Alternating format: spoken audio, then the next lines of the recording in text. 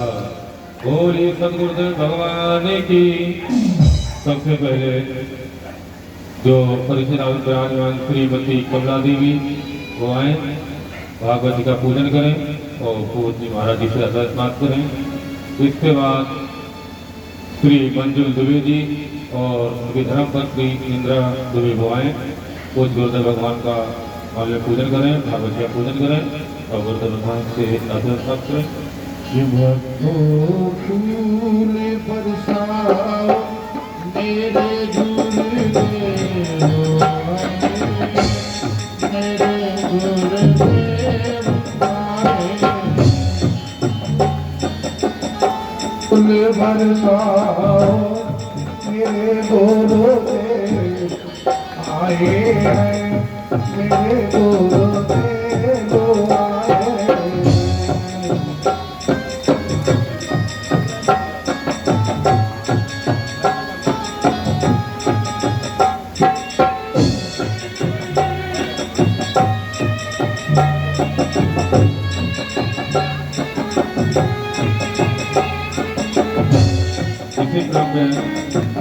इसके बाद श्री लक्ष्मण कुमार दुबे जी वो आए, पूज्य गुरुदेव भगवान का पहले पूजन करें।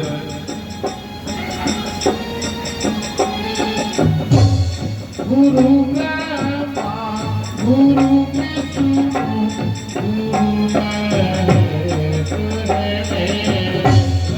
गुरु ब्रह्मा गुरु विष्णु गुरु महेश है, गुरु स्वामी गुरु मालिक गुरु बस देवता में, गुरु स्वामी गुरु मालिक गुरु बस देवता में।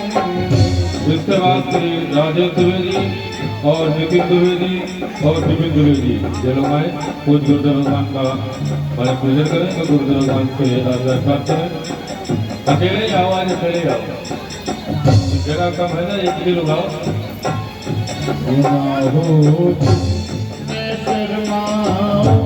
ये बचने आए हैं, ये बचने आए हैं, तुम न शर्माओ, ये वचन आए हैं, ये वचन आए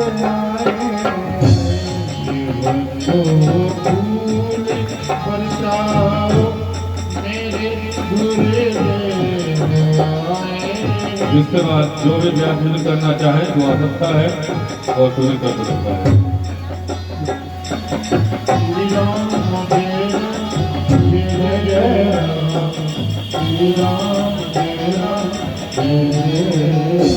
गुरु गुरुदेव भगवान की जय।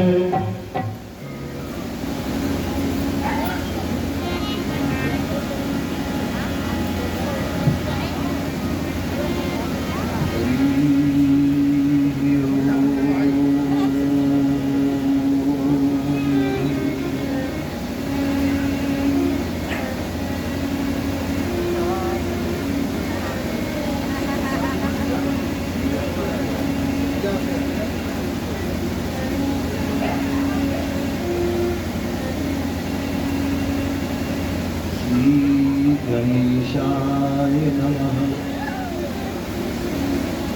नगर देवताभ्यो नमः, स्थान देवताभ्यो नमः, श्रीमन्महागणाधिपतये नमः।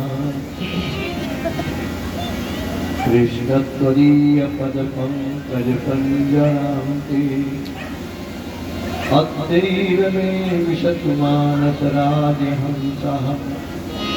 प्राणपयानसमये अपवातचित्तैः कण्ठावरोधनविधौ स्मरणं कुतस्ते। नारायणं नमस्कृत्य नरं चैव नरोत्तमं देवीं सरस्वती व्यासं ततो जयमुदीरयेत्। गुरुर्ब्रह्मा विष्णु गुरुर्देवो महेश्वरः गुरु साक्षात् परब्रह्म तस्मै श्री गुरवे नमः। रे मन हरि का भजन कर जब तक सुखी शरीर, वृद्ध भय पछताएगा अंग अंग में पीर। श्वास श्वास में हरि जपो तथा श्वास मत खोए, ना जाने इस श्वास का फिर आवन होय न होय। राम नाम की लूट है लूट सके तो लूट, एक दिन ऐसा आएगा सब जाएगा छूट। आज कथा का दूसरा दिन, क्यों कमला पहला दिन कर दो, पहला दिन कर दो। बोलिए गोविंद भगवान की। आइए एक छोटा सा भजन, उसके बाद में कथा में प्रवेश।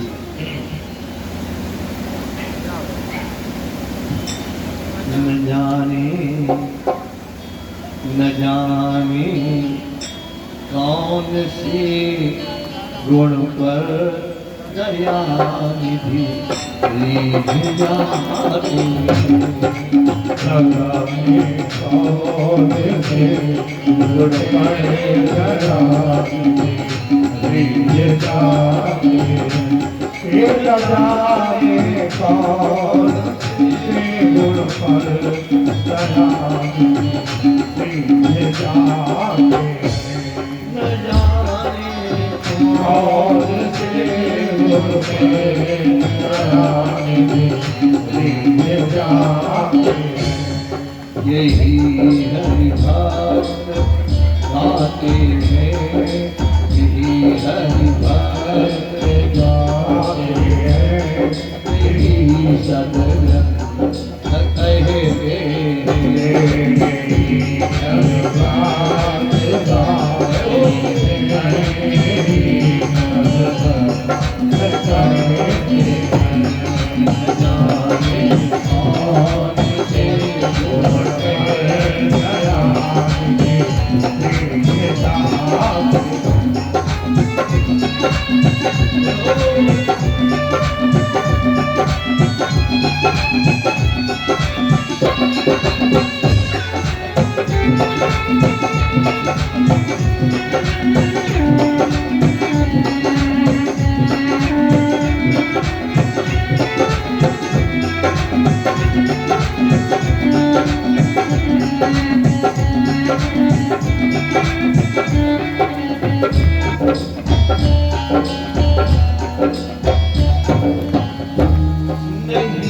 स्वीकार करते हैं निमंत्रण नृप सियोधन का। नहीं स्वीकार करते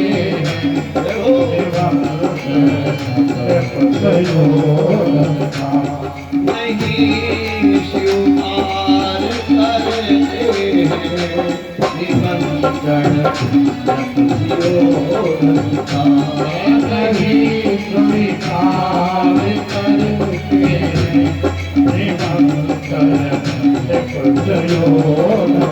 और विदुर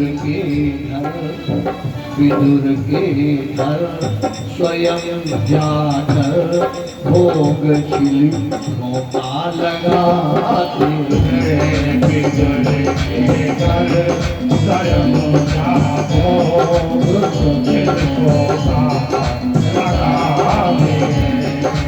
जाने कौन से गुण पर दया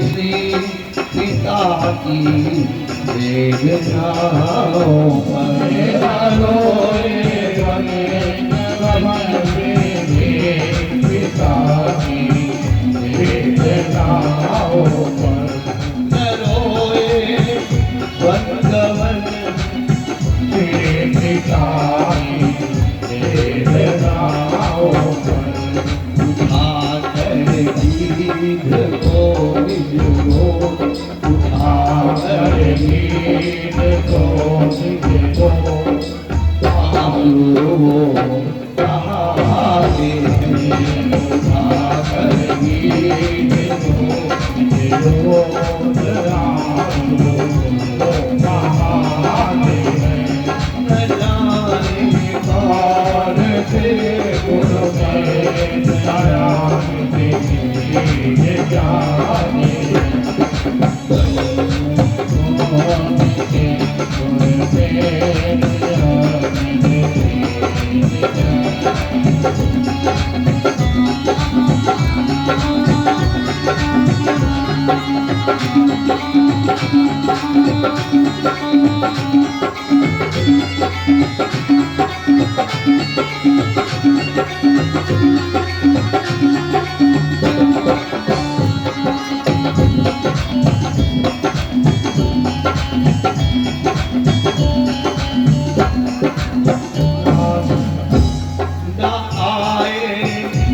मधुपुरी से गोपियों की दुख कथा सुनकर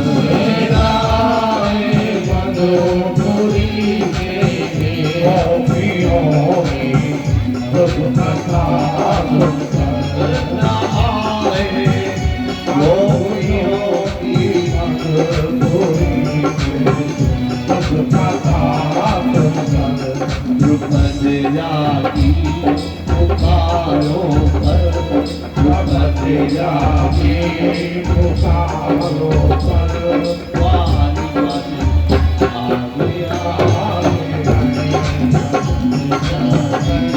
पुकारों का वाली न जाने और से गुण में दया दीजिए जाने न जाने कौन से गुण में दया दीजिए जाने कोई हरि बात कहते हैं यही मजगर गाते हैं यही हरि बात कहते हैं यही मजगर गाते हैं न जाने कौन से गुण पर दान दीजिए जाते हैं न जाने कौन से गुण पर दान दीजिए बोलिए भागवत भगवान की जय वेद व्यास भगवान की जय सुखदेव भगवान की जय जय जय श्री राधे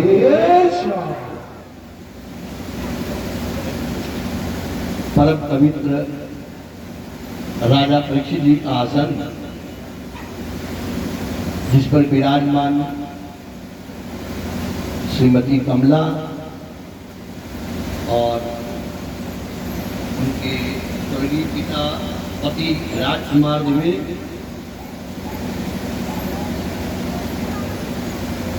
उनके बड़े बेटे मंजू दुबे एवं इंदिरा दुबे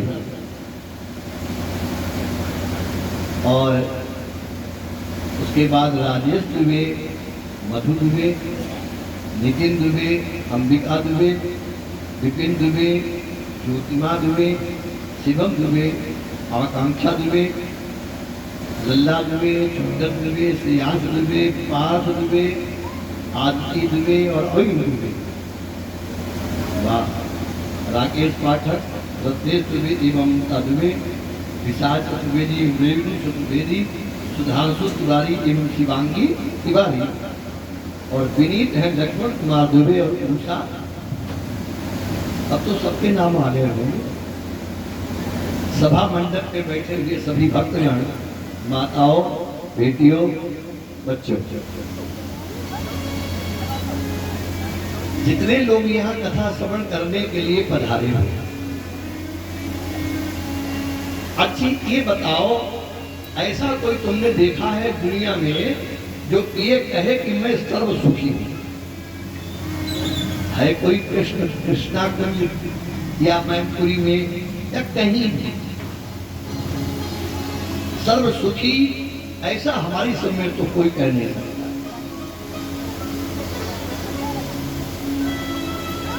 कोई तो कोई कांटा सबके लगा मिलेगा। कोई कहेगा महाराज घर में पैसे की कमी नहीं है, लेकिन शरीर इतना रोगी हो गया है कुछ खा ही नहीं सकते। कोई कहेंगे महाराज शरीर भी ठीक है, पैसा भी ठीक है, लेकिन घर में जो श्रीमती जी आई हैं, ये जो घर में श्रीमान जी हैं, इतनी कलह करते हैं कि शांति से आदमी खा ही नहीं सकता। कोई कहेगा महाराज पत्नी भी ठीक है, पति भी ठीक है, लेकिन लड़का ऐसा पैदा हो गया है कि पात्र जो चैन से जीने नहीं देता है। कोई तो कोई कांटा हर व्यक्ति के आपको लगा मिलेगा। ये दुख है क्या, और इस दुख से बचने का उपाय क्या है? दुख क्या है और दुख से बचने का उपाय क्या है? आइए ये छोटी चर्चा करने के बाद फिर आपको कथा ले चलते हैं। आप किसी शहर में मकान बनवाएं और एक कमरा भी फाजिल हो जाए तो लोग क्या करते हैं, किराए पर चढ़ा देते हैं। और एक कमरा किराए पर चढ़ाने के बाद कौन बन गए? मकान मालिक। और मकान मालिकों को बड़ी नजाकत होती है। मैं भी इस मैनपुरी में 71 से 84 तक किराए पर रहा, इसलिए मैं जानता हूं।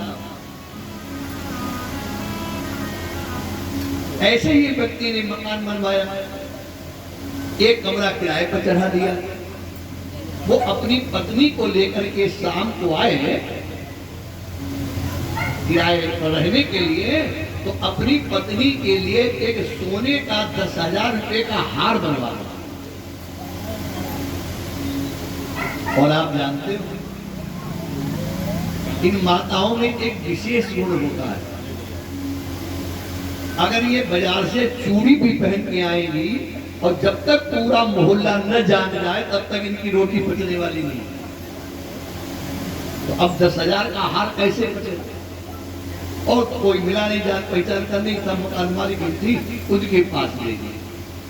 क्या सुनना, ये कहानी नहीं सुना, ये बताना चाहते दुख क्या है और उसे बचने का उपाय क्या। मार्केट से जाके कहा, बहन ये 10,000 रुपए का बन के आया है यार। मार्केट के तो आते पीते जरे, हाँ ये किराएदारी हार पहनेगी और हम मकान मालिकिन। बुलाया अपने पति को, हे कल हार आ जाए। देखो जिसके घर के पति चतुर होते हैं उसके घर की बात डेहरी के बाहर नहीं जाती, और जिनके घर में पति बुद्धू होते हैं उनकी घर की बात पूरी बाजार में होती है। इसलिए पुरुषों को थोड़ा चालाक होना चाहिए। तो सेठ ने कहा, तू चिंता करती काहे को, ये तो 10,000 का है, हम तुम्हारे लिए शाम को आएंगे 50,000 का लाएंगे। 50,000 शाम को जो डब्बा खोला सेठानी ने, बाग हो गई 60-50,000 का हार। सबसे पहले किराएदार के पास ले गए, ये सुनती है तेरा 10,000 का, ये 50,000 का है। ये बात नौकर के कान में पड़ गई। मालकिन के 50,000 का बन किया गया हार। मालकिन को रख के सो गई रात में, और सवेरे को हार नदारत गाय। अब लिए सल्फार खाने घूमे, फांसी लगाने घूमे, आगी लगाने घूमे, पति खड़ा खड़ा मुस्कुराए, अरे क्यों मरी जा रही हो? आज शाम को आएंगे, तुम्हारे लिए 1 लाख का बनवा लाएंगे। चाहे 50,000 रुपया कोई चीज नहीं हुए, 5 रुपया जेब से बेकार में गिर जाए तो आदमी को अच्छा नहीं लगता है, वो तो 50,000 है। लेकिन सेठ जानता है कि ये 50,000 का नहीं है, ये मुलम्मे का है, 50 रुपये का है, इसलिए वो हंस रहा है। और सेठानी 50,000 का सोने का मान रही, इसलिए रोई मरी जा रही है। बस यही हालत हमारी आपकी। हमने आपने इस संसार को क्या मान लिया है? असली खरा सोना। इसलिए जब वो होता है तो भाई रोते हो। और जिसके दिमाग में, जिसके ज्ञान में बात आ जाए कि साहब ये संसार स्वप्नवत है, ये हीरा हो ही नहीं सकता है, तो काय को रोएगा? लेकिन एक कहना बहुत सरल है, लेकिन करना। एक गांव में एक व्यक्ति का लड़का मर गया, बेचारा बाप रो रहा था।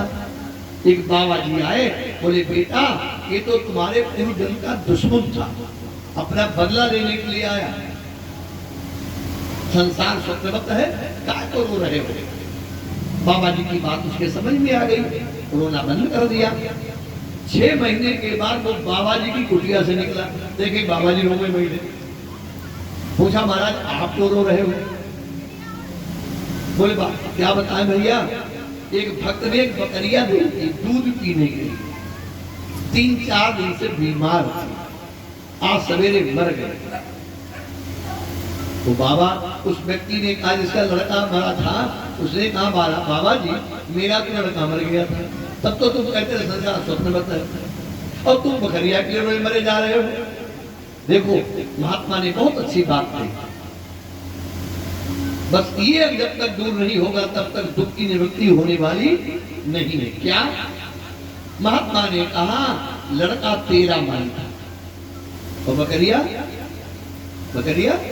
मेरी मरी। ये तेरा और मेरा जब तक हमारे तुम्हारे साथ जुड़ा हुआ है, तब तक आदमी सुखी हो ही नहीं सकता। तो आइए दो बात का नाम लेकर के फिर कथा में चलते हैं। बड़े भाव से गोविंद जय जय गोपाल जय जय गोविंद जय गोपाल जय राधा रमण गोविंद जय राधा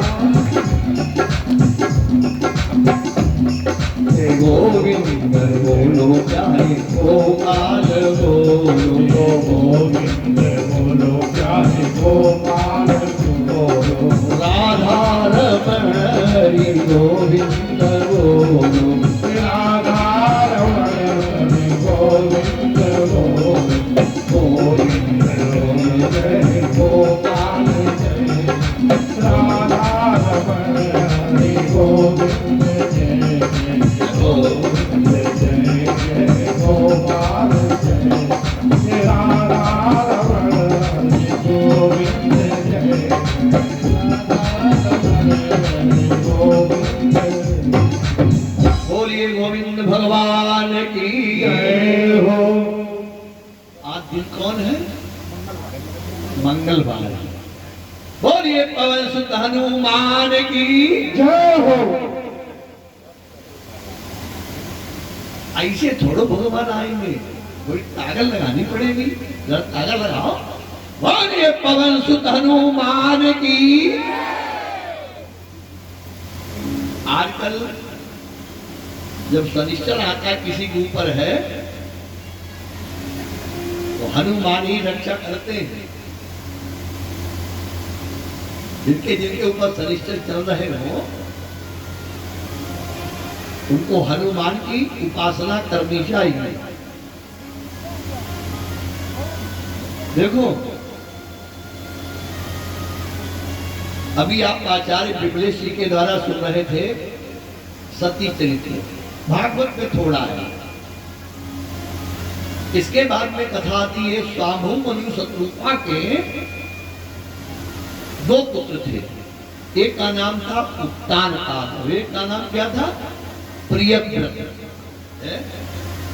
उत्तानपाद और प्रियव्रत। उत्तानपाद के दो रानियां थीं, एक का नाम था सुनीति और एक का नाम था सुरुचि। ये हमारी आपकी कथा है। उत्तानपाद किसे कहते हैं? उत्तमः पादः यस्यासौ उत्तानपादः। माता के पेट में हर जीव के ऊपर को पैर होते हैं, नीचे को सिर होता है? कुछ उल्टे पैदा हो जाते हैं तो उनको क्या कहते हैं? कहानुआ। बड़े काम के होते हैं, वो कमरे में चिढ़ चली जाए और वो लात मार दे। पहले तो मैं कहता ही था, एक बार मेरी चिक चली गई तो मैं ढूंढा काटवा तो और उसने लात छुआई, ठीक हो गए। इसका मतलब बिल्कुल सही। आपने देखा होगा जब माता के उदर में संतान आती है, गर्भ होता है, तो 7वें महीने में जीव को 100 जन्मों तक की याद आती है। 100 जन्मों की। कितने जन्मों की? होश में होकर कथा सुनिए आज। 100 जन्मों की याद आती है। माता के पेट में एयर कंडीशन नहीं लगा है, नहीं ये कूलर लगे, आगी जल रही है, जिसको क्या कहते हैं? आगी को क्या कहते हैं? जठराग्नि। जठराग्नि जो खाना पचाती है, आग जल रही है, मूत्र भरा है, भिष्टा भरी है, हड्डी है, मांस है। ऐसे में उल्टा, और केवल उल्टा नहीं, उसमें लपटा हुआ, इसमें वो जाली में, क्या उसको कहते हैं? कुछ कहते हैं उसको, जोर से बोलो। अच्छा, तो उसमें भगवान भी बड़ा विचित्र है। अभी मिठाई लेने जाओ बाजार में, ये तो डब्बा में देगा ज्यादा लोगों को, या फिर वो पैकेट में देगा, अभी खुला दे देगा है? भगवान भी खुला दे देता है, बांध के देता है। अब सोचो, पहले 7वां महीना है जीव का, बंधा है जार जेल में, जेल कहते उसको, जेल, जेल में लिपटा हुआ है जीव। आवाज आ रही है? ठीक है। जेल में लिपटा हुआ है और कीड़ा काट रहे हैं, दर्द हो रहा है, हाथ पैर भी नहीं हिला सकता है जीव, उसी में लिपटा पड़ा है बेचारा। तब उसे 100 जन्मों की याद आती और वो भगवान से कहता है कि प्रभु एक बार हमारी तीर सुनो। उस शास्त्रों में वर्णन है कि भगवान ऐसी कोई माता नहीं 7वें गर्भ में बच्चा हो और भगवान उसके पेट में नाते हो, उस जीव को दर्शन दे। तब जीव प्रार्थना करता है,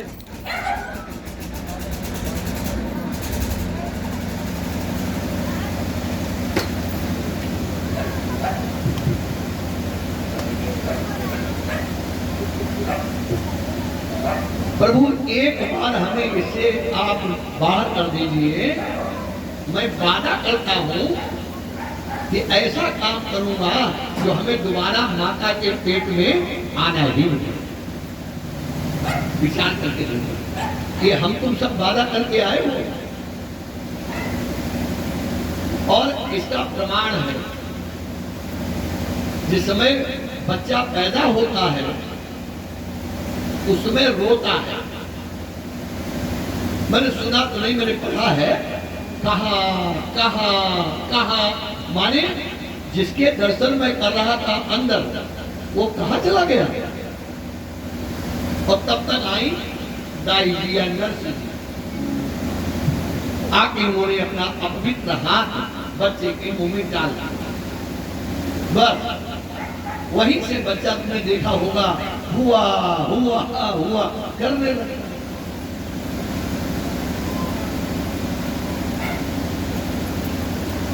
बहुत गई थोड़ी रही थोड़ी हूँ अब जाए। जो श्वासें चली गई वो लौटने वाली नहीं है, और जो बच गई हैं लगा लो उनको काम में। नहीं, बहुत पछताना पड़ता है बाबा।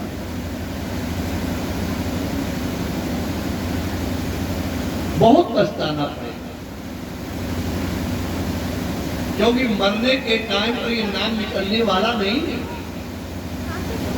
इसी भागवत में लिखा है कंठम भुरभुरायते, कफ आ जाने से कंठ घर घर करता है, आवाज नहीं निकलती है। इसलिए क्या करना है, इस नाम को जो भी नाम है, मैं तो तुम्हें राय देता हूं, इस कलयुग में सबसे बड़ा नाम है राम। तथा तुम्हें देखो जो राम है वही कृष्ण है, लेकिन कलयुग में सबसे बड़ा नाम है राम। करके तो देखो, भाव उभाव अनख आलसहु नाम जपत मंगल दिशि दसहु। भाव से उभाव से आलस्य से अरखराते हुए कैसे राम कल्याण हो जाए। तो जब जीव पैदा हो जाता है इसलिए उसका नाम होता है उत्तानपाद। और उत्तानपाद माने जीव के दो स्त्रियां होती हैं। एक का नाम होता है सुनीति, सुंदर नीति, अच्छी नीति, और एक का नाम होता है सुरुचि, जो खाने पीने पहनने में ज्यादा रुचि रखे, उसका नाम होता है सुरुचि। सुरुचि ने क्या किया, सुनीति को घर से निकलवा दिया और उसको एक शेर जौ दिए जा रहे हैं, अपना पीसो और अपना खाओ, और एक टूटा महल खंडहर दे दिया गया उसे।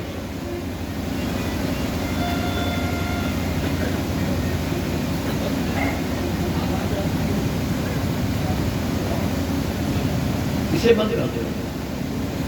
बोलिए गोविंद भगवान की।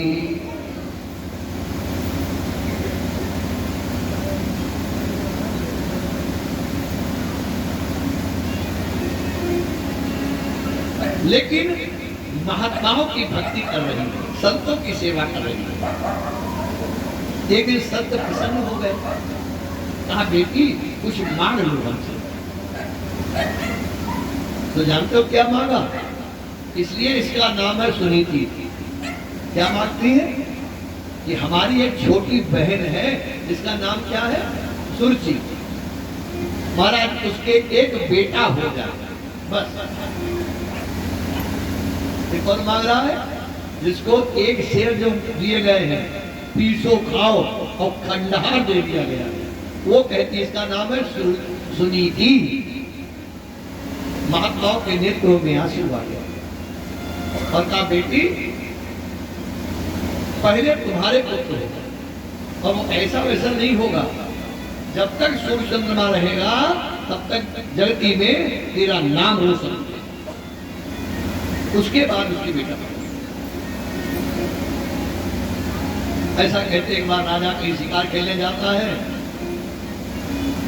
रात में कई लोग से वहां आ जाता है। उसी रात ये सगर्भा हो जाती है और कुछ समय के बाद इसके बालक पैदा होता है। तो ब्राह्मणों ने इसका नाम रखा है ध्रुव कुमार। सुंदर नीति से जो चीज पैदा होगी वो कैसी होगी, ध्रुव। ध्रुव माने अटल, जिसका नाश नहीं हो सकता। उसके बाद में सुरुचि के बालक पैदा हुआ, जिसका नाम क्या था, सुनीति। वो उत्तम कुमार, सुरुचि के पुत्र का नाम। उत्तम चीज होती तो बढ़िया है, टिकाऊ नहीं होती है। धीरे धीरे दोनों बच्चे 5 वर्ष के हो जाते हैं। एक दिन वो बालक अपने पिता की गोदी में बैठने का उपक्रम करता है। माता सुरती ने धक्का लगा दिया, पहले तब तक, फिर मर जा, फिर मेरी कोख से पैदा हो, उसके बाद ये पिता की गोदी गद्दी मिलेगी। रोता हुआ ध्रुव अपनी माता के पास आता है। माँ ने कहा, बेटा तेरी माता ने बिल्कुल सही बोला, अगर बच्चों को बनाना है तो एक बात ध्यान रखना, आपने देखा होगा मोहल्ले में जरा सी कोई बात बच्चे पर हो जाए तो माताएं उसके खपरी पर सवार हो जाती। हमारा बच्चा ऐसा नहीं कर सकता, बस बच्चा वहीं से बिगड़ गया। हाँ, बच्चे को बनाना है तो उसके मुंह पर उसकी बनाई मत करिए। बेटे को अगर बेटा कुछ बनना चाहता है या तुम उसको बनाना चाहते हो तो बेटे की हरकत पर ध्यान रखो, अच्छा खिलाओ, अच्छा पहनाओ, लेकिन शिक्षा के मामले में बिल्कुल लाड़ मत करो। बच्चों को सत शिक्षा देना उनकी उन्नति का कारण है।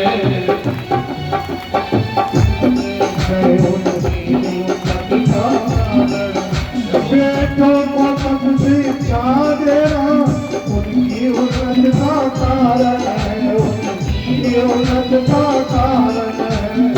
हद से ज्यादा बेटा दुलार, हद से ज्यादा बेटा दुलार, हद से ज्यादा बेटा दुलार बर्बादी का ही लक्षण है।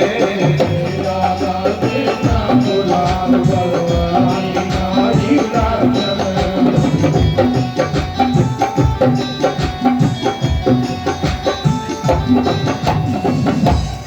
अच्छा खिलाओ, अच्छा पहनाओ, शिक्षा के मामले में बच्चे पर लाड़ मत करो, बिगड़ जाएगा। सुनीति ने कहा, बेटा जो तुम्हारी विमाता ने कहा है बिल्कुल सही है। एक थोड़ी उसमें संशोधन कर दिया माता ने, क्या? तपस्या जरूर करो लेकिन इस गोदी गद्दी के लिए नहीं, ये बहुत छोटी है। एक ऐसी गोदी गद्दी है जिसमें बैठने के बाद तुम त्रिभुवन के मालिक हो जाओगे। वो कौन है? परम पिता परमात्मा। ध्रुव ने विचार किया, सौतेली माता कहती तपस्या करो और सगी माता कह रही तपस्या करो, इसका मतलब सब कुछ तपई में है, तपस्या में। माँ मैं अभी जाऊंगा। बोले ना, तपस्या पूरी नहीं होगी तुम्हारी। तो बोले पहले माता पिता से आज्ञा लेकर के आओ, घर से रूठ के जाओगे तपस्या करने तो तप नहीं होता है? एक बार हमारे आश्रम बजरंग आश्रम में एक कन्नौज के आ गए महाराज जी, घर से रूठ के। उस समय स्वामी जी जिंदा थे। स्वामी जी से कहा हमें अपना चेला बना लो महाराज, हम यही रहेंगे। स्वामी जी समझ गए। महीना भर रहे, महीना भर के बाद बोले महाराज जी दुपहरिया की बड़ी याद आई नहीं, कहो तो एक बात देखिए हमें जाके। तो स्वामी जी ने कहा पहले जानता तो तुम लड़के आए हो, अभी दुनिया नहीं रह पाओगे, जाओ जाओ। तो लड़ करके जाओगे तो भजन होने वाला नहीं है। तो इसलिए ध्रुव को कहाँ भेजा? माता पिता के पास। एक बार तो सुरुचि को भी सोचना पड़ गया, हाँ इतना अच्छा लड़का, मैंने इतना इसे धक्का दिया, सब कुछ कहा, फिर भी हमको प्रणाम कर रहा है। लेकिन अगर मैं रोक दूंगी तो क्या होगा? मेरे बेटे को राज नहीं मिल पाएगा। पिता को प्रणाम किया, विचार करता है एक बार पिताजी उठा के गोदी में उठा ले हमको। लेकिन इतने स्त्री के चेहरे हो गए हैं उतान काल, बोल नहीं पाए कुछ। बार बार देखता है। माता के पास आया, माता ने कहा बेटा एक बात हमेशा ध्यान रखना, कोई भी ब्राह्मण और कोई भी महात्मा मिल जाए तो उसे दंडवत प्रणाम करना। आप लोगों ने खैर सूर्य पुराण नहीं सुना होगा कभी, अगर पढ़ा होगा जानते क्या लिखा है? अगर आप कोई भजन नहीं कर पाते हो, पूजा नहीं कर पाते हो, उसमें लिखा है जो सूर्य भगवान को नित्य एक बार प्रणाम करता है, भजन करने वाला, तपस्या करने वाले को दोबारा पृथ्वी पर जन्म लेना पड़ेगा, लेकिन एक प्रणामी न पुनर्भवाय, जो सूर्य भगवान को प्रणाम रोज करता है उसको दूसरा जन्म कभी माता के पेट में आने का मौका ही नहीं मिलता। एक प्रणाम, तुम्हें पैर छूने की कला नहीं मालूम। वैसे तो अभिवादनशील से नित्य बद्धो विषय विनाम चत्वारि पश्य वर्धन्ते आयु विद्या यशो बलम। आयु विद्या यश और बल, ये चार चीजें प्राप्त होती हैं पैर छूने वाले।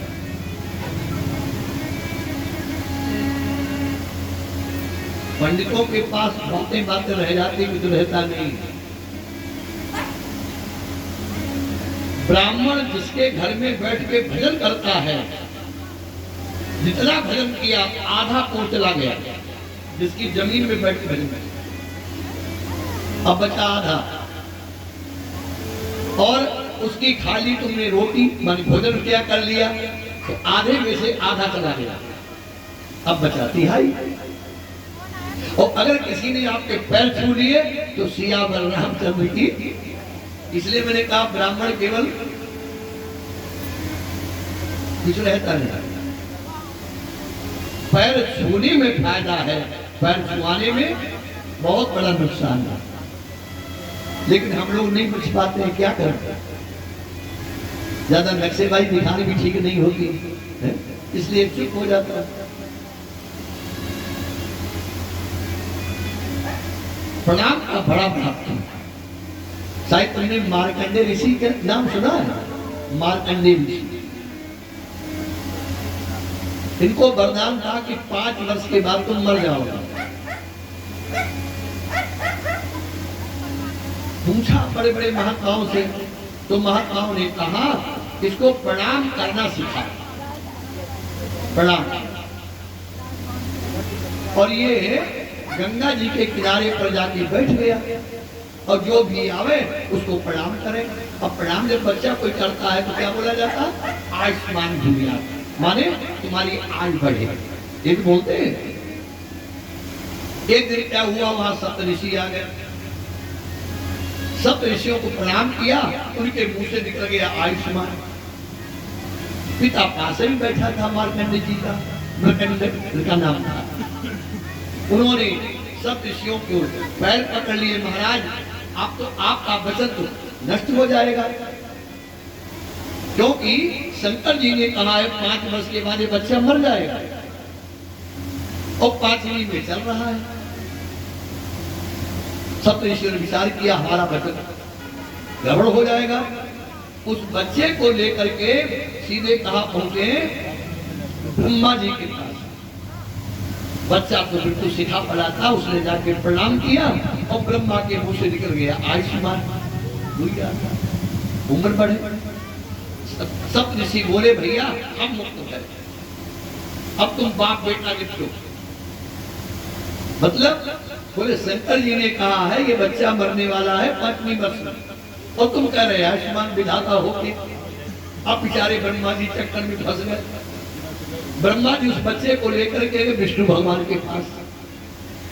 बच्चे ने विष्णु को प्रणाम किया, भगवान ने कह दिया आयुष्मान। ब्रह्मा जी बोले अब हम मुक्त हुए, तुम दोनों भक्त और भगवान निपटो। पता चला तो भगवान ने क्या किया, मिलकर के 3 दोनों लोग कहां ले गए, कैलाशपुरी। कैलाशपुरी बच्चा बड़ा ट्रेंड था, उसने जाके शंकर बाबा को प्रणाम किया, और शंकर बाबा तो शंकर बाबा, उन्होंने कह दिया आयुष्मान। तो विष्णु भगवान ने कहा ज्यादा पी गए हो, कहा आप ही ने कहा है 5वीं वर्ष में मर जाएगा, और आप ही कह रहे आयुष्मान। बोले हमने कहा, बोले हाँ, बोले हमने कहा तो देखते हैं। कहा जाओ काशी में ले जाओ, और हमारा विश्वनाथ का जो मंदिर है उसमें जाके इसको बिठा दो, ओम नमः शिवाय, ओम नमः शिवाय का जप कर। ले गया उसका पिता, विश्वनाथ जी के मंदिर में जाकर निकाल दिया।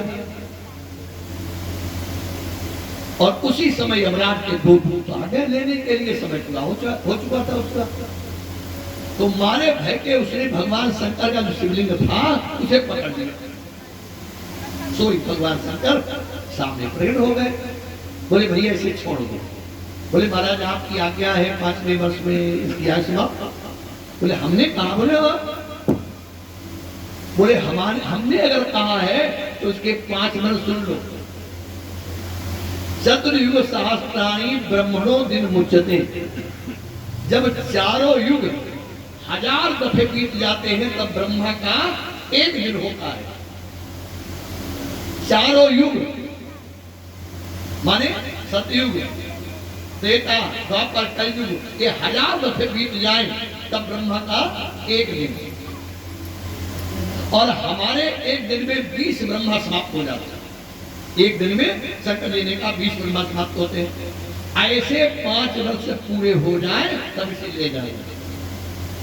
आज भी मार्कंडे जी जिंदा है क्यों न वो पूरा हुआ उसमें न वो जा पाते हैं। तो मैया ने कहा बेटा एक काम करना, कोई ब्राह्मण महात्मा मिले तो उसे दंडवत प्रणाम करना। देखो माताओं एक बात ध्यान से सुनो, एक हाथ से कभी पैर मत छूना किसी के। जानते क्या होता है? एक हाथ से पैर छूओगी तो जो तुमने पूर्ण किए हैं वो तुम्हारे नष्ट हो जाएगा। इसलिए राजा को ऐसे छूना चाहिए, ऐसे नहीं तो ऐसे तो छूने सकता। आजकल तो ऐसे करती है, छोरा मारे जाते हैं, ऐसा करती है। हमारी भी पार्टी यही करती है। हमारी पार्टी तो पैर छूती नहीं, वो तो उठवा छूती है। गलत। माता ने कहा कोई महात्मा मिले, कोई ब्राह्मण मिले तो उसे दंडवत करना। और अपनी माता को प्रणाम करके जिस समय 5 वर्ष का ध्रुव चला है, गांव के बाहर नहीं पहुंच पाया तो एक नौकर आया, राजा ने भेजा और कहा ध्रुव से कह देना कि आज से 5 शेर जो तुम्हारी माता को मिलेंगे लौटा। ध्रुव जी बहुत हंसे कि अभी तो हम नगर भी निकल नहीं पाए, 1 शेर से 5 शेर, वाह। हमारे पिताजी से जाके कह देंगे क्या, बहुत बढ़िया सूचना दी। बोले संदल को लगा कर देख लिया, अब भस्म भी मल कर देखेंगे।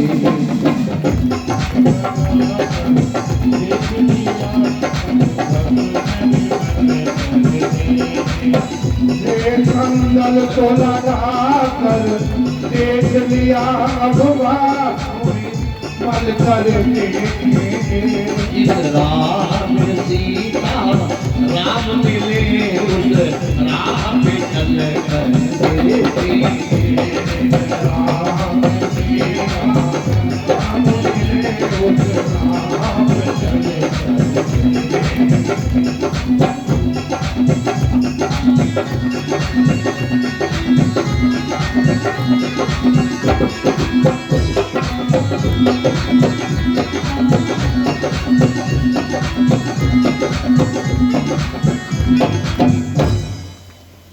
तुम्हारा इत्र कैसा है तो मैं देख चुका हूं। इत्र फुलेल तो हमें लगाना नहीं, अब तो भस्म लगानी है।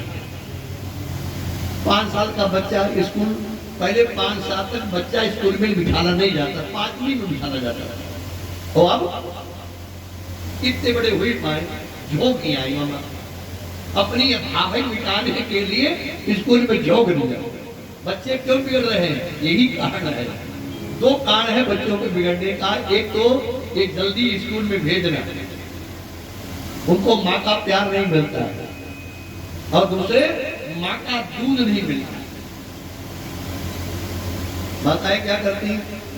घर का छोटा शहर है, बड़े बड़े शहरों में हमारा सौंदर्य खत्म न हो जाए, अपना दूध नहीं पिलाती। क्या करती है? बोतल भर के दूध मुंह में दे दिया। तो अब माता होती है प्रथम गुरु बच्चे की। तो काय की बोतल दी? दूध की।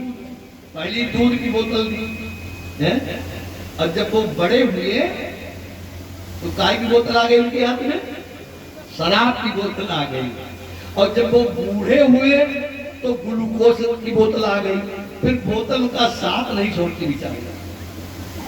अच्छी एक बात बताओ, आज से 30 साल पहले क्या बच्चों की मजाल थी कि माता पिता के सामने आंख मिला जाए? बात करना तो बहुत बड़ी बात थी, आंख नहीं मिला सकते। अब इनका दोष नहीं है, तुम्हारा दोष है। तुम इन्हें दूध पिलाती हो भैंसिया का, क्यों? और भैंसिया कौन हो? पटरा। तो इनकी बुद्धि हो गई भैंसा जैसी बुद्धि, इसलिए अम्मा पप्पा को आंखें दिखाने लगे हैं। इनका दोष नहीं। अगर तुमने अपना दूध पिलाया होता, गाय का दूध पिलाया होता, तो इनकी बुद्धि अच्छी होगी। तो देखिए, जिस समय युग चला है, 5 साल का बच्चा है, स्कूल का मुंह नहीं देखा है। लेकिन जानते हो, जब अच्छे काम पर चलोगे तो पहले परेशानी आती है, और खराब काम पर चलोगे तो पहले अच्छाई मिलती है, बाद में नाश होता है। तो अब देखिए, योई वन में प्रवेश किया इसने, भयानक वन। उसी समय आकाश से एक बाबा जी आ गए। क्या नाम था बाबा जी का? श्रीमन नारायण नारायण नारायण, श्रीमन नारायण नारायण नारायण, नारायण नारायण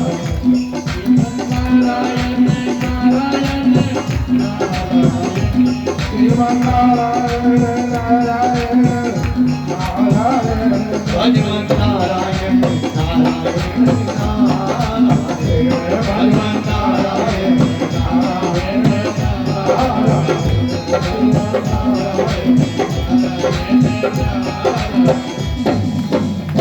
नारायण नारायण नारायण। ऐसा काम करके जाओ दुनिया में कि तुम्हारे जाने के बाद भी तुम्हें लोग याद करें। बाबा जी सामने 5 साल का बच्चा, माता ने कहा था कोई भी मिले महात्मा को दंडवत प्रणाम करना। वो डंडा ऐसा गिर पड़ा पैरों पर। बाबा जी के मुंह से निकल गया, अहो क्षत्रिय वालोसी, तुम किसी क्षत्रिय के लड़के। पहले पहचान हो जाती थी, ये ब्राह्मण है, ये क्षत्रिय है, ये वैश्य है। अब हो जाएगी, चुटिया है नहीं, तिलक बंदना कुछ है नहीं, अंगूछा है नहीं, क्या कैसे पहचान होगी? ब्राह्मण की पहचान तो इन्हीं चीजों से होती थी। बत्तख में तिलक है, चोटी है, अंगूछा पड़ा हुआ है, माला गले में पड़ी हुई। जब तक आप कोई रुद्राक्ष या तुलसी की एक भी गुड़िया नहीं पहनोगे, तब तक आपको जो भजन कर रहे हो उसका फल पूरा मिलने वाला नहीं है। और एक बात और बता दूं, अगर तुलसी की माला आपके गले में है और भगवान की कृपा से कहीं मौत देवी आ गई, तो 100% मानो, अगर ये पुराण सही है तो तुम्हें नरक के दर्शन कभी होने वाले नहीं है, सीधे गोलोक धाम को पधारोगे। अगर एक भी गुड़िया तुम्हारे गले में तुलसी की या रुद्राक्ष की। अरे और तो और उठा के देखिए भविष्य पुराण, मरने के टाइम पर कितना भी पापी व्यक्ति हो, अगर आप तुलसी की एक विरस्त लकड़ी भी उसकी छाती पर रख देंगे, सभी पाप उसी क्षण उसके नष्ट होंगे और उसे भगवान का दाम मिल जाएगा। केवल एक विरस्त लकड़ी है, इतना एक बहुत कष्ट होता मरने के टाइम। एक बार हम लखनऊ में कथा कर रहे थे, ऐसे कोई बात आ गई तो एक सज्जन बोले, महाराज तुम मर चुके हो का जो सब बातें बता रहे हो? तो हम तो नहीं मर चुके हैं, लेकिन तुम सीधे डायरेक्ट वहीं से आ रहे हो, कैसे? तो हमने कहा गोमती पुल से तुम्हारी गाड़ी निकली होगी अभी। बोले हाँ, हमके वहां कुछ लोग बैठे थे। अरे बोले तमाम अंधे लगड़े लूड़े लगड़े बैठे वहां। हमके क्यों? वो भी तो मनुष्य हैं, तुम तो गाड़ी पर बैठ के आए हो, बढ़िया सा सूट पहने हो, कथा सुन रहे हो, और वो हाथ नहीं है, पैर नहीं है, कोढ़ हो गया है, भोजन नहीं मिल रहा है। क्यों? यही नरक है और यही स्वर्ग है। मरने के टाइम पर 1000 बिच्छू डंक मारे, कितना दर्द होता है। जानते दर्द क्यों होता है? काहे का होता दर्द? बिच्छू डंक नहीं मारते हैं। जब आदमी की मौत आती है तो उसको अपने पूरे जन्म की एक रील सी घूमती है, पापों की, पुण्यों की नहीं, पापों की। अब सोचो, पहले चोर पकड़ा जाए, लाठी पड़ रही हो और उसे गुनाह याद कराए जा रहे हो तो क्या बीतेगी उसके ऊपर? और ये बात एक साधारण सी नहीं है, हमारी आपकी कोई औकात ही नहीं है। दशरथ जी के घर में तो परब्रह्म परमात्मा आया था, भगवान राम आए थे, लेकिन जब दशरथ जी मरने लगे तो पहले राम याद नहीं आए। कौन याद आया?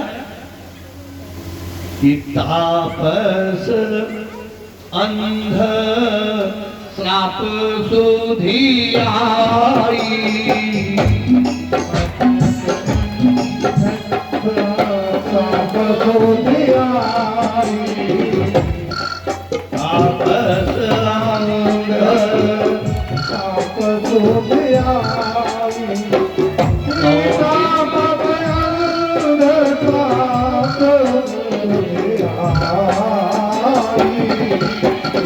कौशल्यी सर्व कथा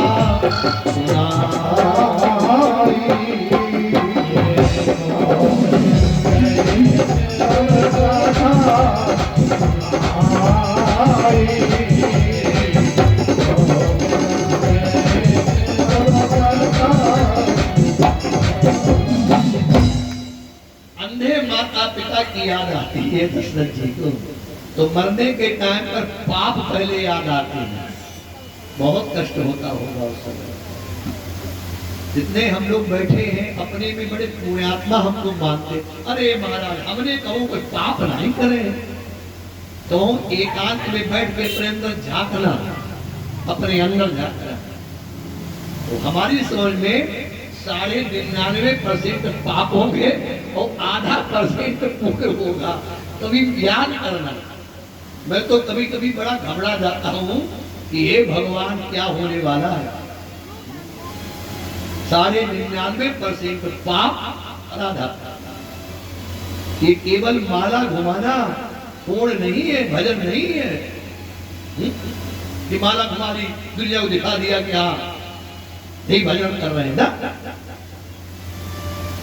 भजन क्या है गुप्ता जी? इबादत ये नहीं है। इबादत माने पूजा। इबादत ये नहीं है केवल माला घुमा लेना। तो क्या है? इबादत ये है भूखे को खिला देना।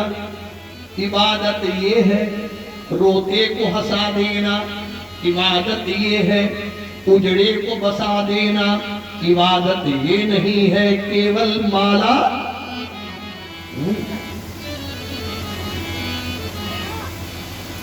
अपना पेट तो फूकर सूत्रों भर रहे हैं, संजा तो वही पेट भर लेते हैं। हम तुम कौन सा तीर मार रहे हो? कौन सा तीर मार रहे हो? जो वो कर रहे हैं जो हम कर रहे हैं।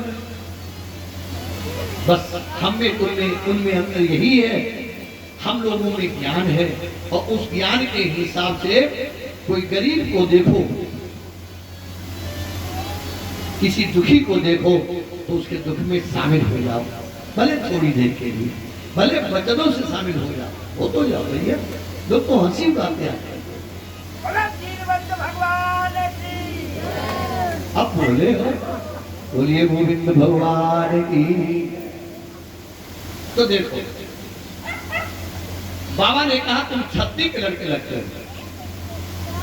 बोले हाँ महाराज, लगता है तुम्हारे माता पिता ने कुछ कह दिया होगा इसलिए रूठ गए हो। चलो मैं समझा देता हूँ। तो ध्रुव जी को बड़ी हंसी आई।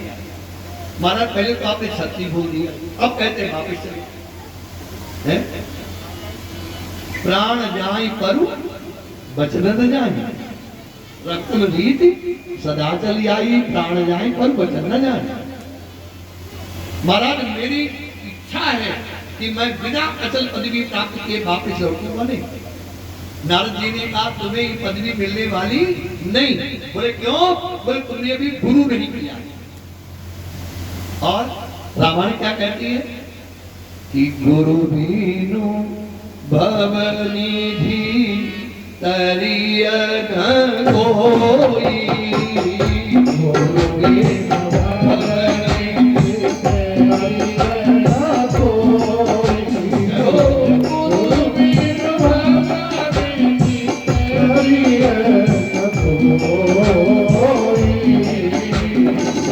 जय बिरंची संकर सम होई, जय बिरंची संकर सम होई। बिना गुरु के ज्ञान होने वाला नहीं है। ध्रुव ने कहा आप ही हमारे गुरु हो जाओ। मंत्र दे दिया शिष्य को। कौन सा मंत्र दिया था याद है आपको? द्वादशाक्षर मंत्र। कौन कौन जानता है द्वादशाक्षर मंत्र? हाथ ऊंचा करो। पीछे वालों को हाथ उठा दिया। तुम्हारे 1 2 बस 3। कमला तुम नहीं जानती हो? शाम को तुम्हें 4 रोटी खवाएंगे, तुम्हें सुनाई नहीं पड़ता था? 1000 रुपया खर्च कर दिए, जानती हो? अच्छा एक बार बोलो, ओम नमो भगवते वासुदेवाय, ओम नमो भगवते वासुदेवाय। यही है द्वादशाक्षर। भागवत का सबसे बड़ा मंत्र ओम नमो भगवते वासुदेवाय। ये मंत्र दे दिया। प्राणायाम की क्रिया सिखा दी। यमुना के किनारे पहुंचा दिया। मंत्र जपने लगा। पहले महीने में कैथा बेर खाए। क्या खाए? घर के यहाँ एक कहावत है, कैथा खाए सो नरकई जाए और बेल खाए वैकुंठ ही जाए। ऐसे लोग कहते नहीं कहते? बिल्कुल गलत। कपित्थ मदरासना क्या खाए हैं? कैथा और बेल। किसने खाए? ध्रुव जी ने। इसका मतलब ये कहावत गलत। दूसरे महीने में क्या किया? सूखे पत्ते चबाए। तीसरे महीने में यमुना का जल पिया है। चौथे महीने में केवल वायु का भक्षण किया है। और 5वें महीने में उठ के ध्रुव खड़ा हो गया। अपने पूरे शरीर के भार को एक अंगूठे पर पैर के रोक दिया। और जो श्वासें बंद की तो 3 लोक 14 होने की श्वासें बंद हो गई। ये है भक्त का प्रभाव। भगवान ने कहा आप लोग चिंता मत करो, ये तो मैंने प्रभाव दिखाने के लिए किया है, अब मैं जा रहा हूं। भगवान आए, वो तो आंखें नहीं खोल रहा था। तब भगवान ने जो हृदय में उसने मूर्ति बसा रखी थी उसको बाहर कर दिया। भगवान बाहर नहीं है, कहाँ है? अंदर है। ईश्वर अंश जीव अविनाशी, चेतन अमल सहज सुखराशि। हम ही आप भगवान को देखा जाए तो हम आप अपने को भूल गए हो। बाहर देखते हो, भीतर नहीं देखते। भीतर देखोगे तो परमात्मा अंदर है। और जब तक परमात्मा है तब तक हम आप शिव हो। और जिस दिन ये इकार निकल जाएगी तब क्या हो जाओगे? सब। अभी क्या हो? शिव। फिर क्या हो जाओगे? सब। सब माने मुर्दा। जल्दी करो, जल्दी करो। लेके डोली पिया द्वार पर आ गए। नहीं आएंगे? शायद पंडित जी के दरबारे में हमें कथा बात हुए। लेके डोली पिया द्वार पर आ गए। मेरे अरमा पड़े के पड़े डोली पिया द्वार पर आए, मेरे अरमान पड़े के पड़े। मेरी डोली पिया द्वार पर आए, मेरे अरमान पड़े के पड़े। चार पतियां भी उनसे मैं कर ना सकी, कुछ कहती जुआ मेरी हिल ना सकी। कुछ कहती जुआ मेरी हिल ना सकी, कुछ कहती जुआ मेरी हिल ना सकी। इंद्रियां चलते चलते सभी रुक गई। इंद्रियां चलते चलते सभी रुक गई। मुंह में ताले पड़े के पड़े रह गए। इंद्रियां चलते चलते सभी रुक गई। निपुण ताले पड़े के पड़े रह गए। एक डोली पिया द्वार पर आए,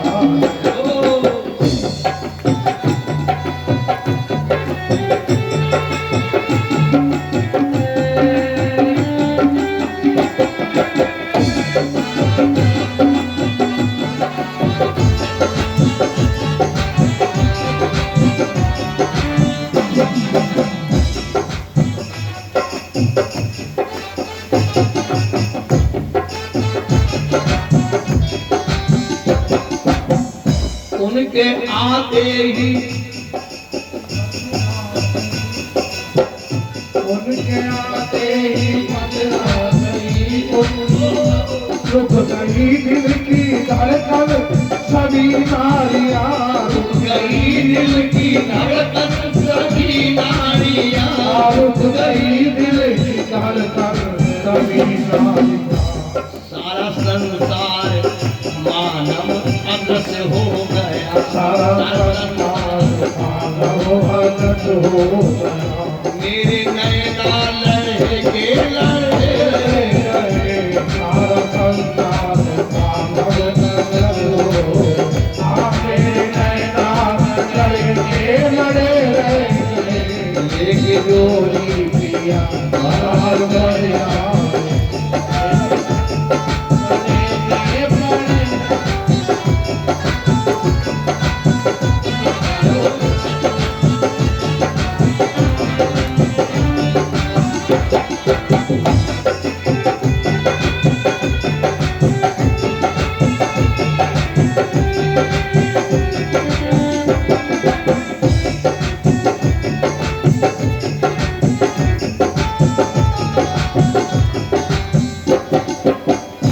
मेरी फूलों से डोली बिल्कुल विवाह है एकदम। मेरी फूलों से डोली सजाई गई। एक अनोखी चुनरिया उड़ाई गई। अनोखी चुनरिया उड़ाई गई, एक अनोखी चुनरिया उड़ाई। छूट गए सारे रिश्ते मेरे प्यार के। छूट गए सारे रिश्ते मेरे प्यार के। मोह ममता खड़े के खड़े रह गए। छूट गए सारे रिश्ते मेरे प्यार के। वो ममता खड़े के खड़े रह गए, लेकिन डोली पिया द्वार पर आए। मेरे अरमान पड़े के पड़े रह गए। हाथ खाली थे हाथ खाली थे संग में थी नेकी बदी। हाथ खाली थे संग में भी नेकी बदी। मुझे महसूस होने लगी बेखुदी। मुझे महसूस होने लगी बेरुखी, मुझे महसूस होने लगी। और फिर याद क्या आता है कि धन कमाया जो मैंने कपट जाल से। धन कमाया जो मैंने कपट जाल से। धन कमाया जो मने कमक जाओ वो खजाने गड़े के गड़े की डोली दिया हार पया पिछले अरमान पड़े रहे एक डोली दिया हार पया। शरीर में ही परमात्मा का निवास है। आज भगवान दर्शन देते हैं ध्रुव जी को और ध्रुव भगवान के चरणों पर गिरना चाहता है, लेकिन भगवान उसको हृदय से लगा लेते हैं। 5 साल का बच्चा कुछ कहना चाहता है तो भगवान ने अपना जो शंख था वो गाल में छुआ, वेदवाणी प्राप्त हो गई। देखिए क्या बोलता है ध्रुव, बोले एवं क्या भविष्य मम वाचमिमां सुक्तां संजीवयत् किल शक्तिधरा स्वधाम्नः अन्याश्च हस्तचरण श्रवणस्त्वगादीन् प्राणान् नमो भगवते पुरुषाय तुभ्यम्। है प्रभु मैं तुम्हें प्रणाम करता हूं। नहीं मांगा ध्रुव ने कुछ तो 36,000 वर्ष का राजा अचल पदवी दी, एक नारायण दे दिया और भगवान अंतर ध्यान हो गया। अब ध्रुव बड़ा पछता रहा है, हाय भगवान हमको क्या गए दे गए, धानों की भूसी। ये राज्य क्या है, धानों की भूसी, धानों की भूसी। लेकिन देखिए वही ध्रुव है अभी केवल 5 महीना व्यतीत हुए, 5 वर्ष 5 महीना। और जब राजा को खबर लगी, जिस राजा ने नौकर भेजा था 5 किलो 5 सेर जब बढ़ाने के लिए, वो स्वयं राजा बोतल हथनी लेकर के और अपने बेटे की अगवानी करने आता। इसका मतलब जानते हो, जब वो नजर देता है तो दुनिया नजर देती है, और जब वो नजर फेर लेता है तो दुनिया नजर फेर लेती है। परमात्मा की नजर मिल जाए, दुनिया की नजर से मतलब नहीं तो दुनिया आपको नजर देने लगेगी। इसके बाद उत्तम कुमार को यक्षों ने मार डाला, इसके विमाता के लड़के। बड़ा युद्ध किया ध्रुव ने, बाद में स्वामु मनु शत्रुपा के कहने पर युद्ध बंद किया। बद्रीनाथ में जाके अंतिम में तपस्या की और मृत्यु मूर्धम पदम धत्वा, मौत के सिर पर पैर रख करके और अचल पदवी को प्राप्त कर। आज तक ऐसा कोई बाई का लाल नहीं हुआ जो मौत के सिर पर पैर रखता और सुनीति के लाल में मौत के सिर पर पैर रखता। इनके वंश में कोई बहुत अच्छा राजा नहीं हुआ। आगे कथा आती है, एक राजा बेन होता है, बहुत पापी था। महात्माओं ने कहा हन काम ऐसा पापा कम दारुणा, मार दो, तो वो मर गए। उसके अंग को मथा गया, पैदा हुए कौन, जिससे ये पृथ्वी पहली राजा मिलता है उसको पृथु राजा, और उसकी पत्नी थी। उसके बाद उन्होंने 15 जनों करके पृथ्वी को दुहा। पहले पृथ्वी ऐसी नहीं थी जैसी आपके उत्तराखंड में थी, ऐसी पृथ्वी सब थी, रहने की जगह के ढंग से नहीं थी। ये पृथु कृपा हुई कि उन्होंने पृथ्वी को समतल करवाया। उसके बाद में कथा आती है प्रियव्रत जी महाराज की। इनके पुत्र पैदा होता है ऋषभ, ऋषभ के 100 पुत्र पैदा हुए, सबसे बड़े उठे भरत जी महाराज। भरत जी की कथा बड़ी विचित्र है। पूरा राज्य किया और उसके बाद राज्य को छोड़ करके गंडकी नदी के किनारे, जहां से सारे ग्राम निकलते हैं, नेपाल में नदी है गंडकी नदी, वहां गए। देखो भजन करने का ही नियम होता है, जब घर में भजन करो तो अधखुली आंख रखो, आधी खुली आंख। क्यों? घर में भजन करोगे दूध भाई होगा, दही भी होगा, भगवान को चढ़ाने के लिए कुछ घी हुई रखी होगी, और अगर आंखें तुमने बंद कर ली तब तक बिल्ली अधूराई होगी, इसलिए अधूरी आंख रखो। लेकिन बाहर जब भजन करो तो आंख बंद करो, वहां कोई सामान तो होता नहीं है। भरत जी ने यही गलती करी, आंख खोल के भजन कर रहे थे। एक हिरणी जो थी गर्भवती थी, उसने छलांग मारी, उसका बच्चा गिर गया गंडकी नदी में, ये निकालना है उसे। अब बच्चा रोटी तो खा नहीं सकता था, चारा खा नहीं सकता था, तो इसके लिए दूध मांगने लगे बेचारे। और इतना मोह हो गया, 3 महीने के बाद वो बच्चा भाग गया। और इतना मोह हुआ कि 3 दिन ढूंढते ढूंढते जब बच्चा नहीं मिला तो इन्होंने प्राण छोड़ दिया। हाँ? और तुम जानते हो अंते मति सागति, मरने के टाइम पर जहां मन लगेगा। नाराज हो तो बात कहूं, आजकल मरने के बाद लोग कुत्ते ही ज्यादा होते हैं, तो कुत्ता बहुत प्रेम करते, कुत्ता को रोटी खिलाओ बहुत अच्छी बात है। हमारा कुरान कहता है कुत्ता को रोटी देना बहुत अच्छा है, कौवा को रोटी देना बहुत अच्छा है। लेकिन एक बात गांठ बांध लो, किसी भी प्राण में देखो ब्राह्मण को कुत्ता पालना बहुत खराब है। लेकिन आजकल दशा क्या है, स्वानों को मिलता दूध वस्त्र, भूखे बच्चे बिन खाते हैं।